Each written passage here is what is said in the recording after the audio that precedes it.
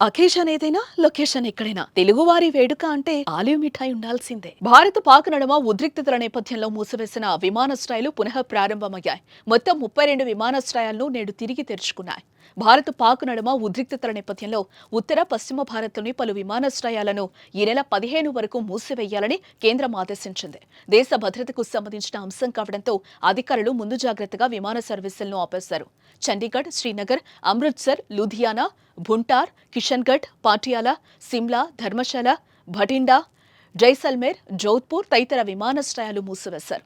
ప్రభుత్వం తీసుకున్న నిర్ణయం కారణంగా ఆయా ఎయిర్పోర్టులకు రాకపోకలు రద్దు చేసినట్లు విమానయాన సంస్థలు ప్రకటించాయి. ప్రయాణికులకు ఉచితంగా టికెట్లు రీషెడ్యూల్ చేసుకునే సదుపాయాన్ని విమాన సంస్థలు కల్పించాయి.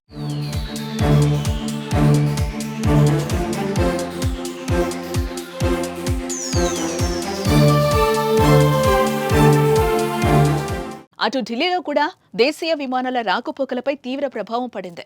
అనేక సర్వీసులు రద్దయ్యాయి. జమ్మూ, చండీగఢ్లో చిక్కుకున్న విమాన ప్రయాణికుల సౌకర్యార్థం రైల్వే శాఖ ప్రత్యేకంగా 4 రైళ్లను అందుబాటులోకి తెచ్చి వారి స్వస్థలాలకు పంపించారు. అయితే ప్రస్తుతం పరిస్థితులు అదుపులోకి వచ్చాయి.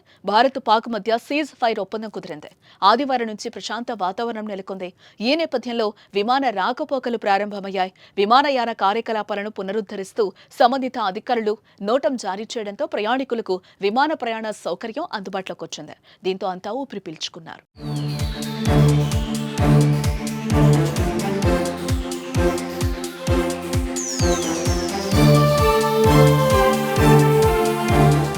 భారత్ పాకిస్తాన్ యుద్ధ పరిస్థితుల నేపథ్యంలో ఎయిర్ బేస్లు టార్గెట్ గా దాడులు జరిగాయి.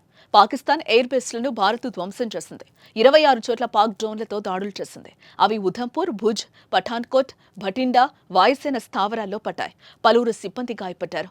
పాక్ చర్యలను భారత్ ధీటుగా ఎదుర్కొని ఆ దేశ ఎయిర్ బేస్లకు తీవ్ర నష్టం చేసింది. నూర్ఖాన్ ఎయిర్ బేస్ తో పాటు మురీద్, రఫీఖీ ఎయిర్ బేస్లను లేపేసింది ఇండియన్ ఆర్మీ. భారత్ దాడితో పాకిస్తాన్ తన ఎయిర్ స్పేస్ ను మూసివేసింది.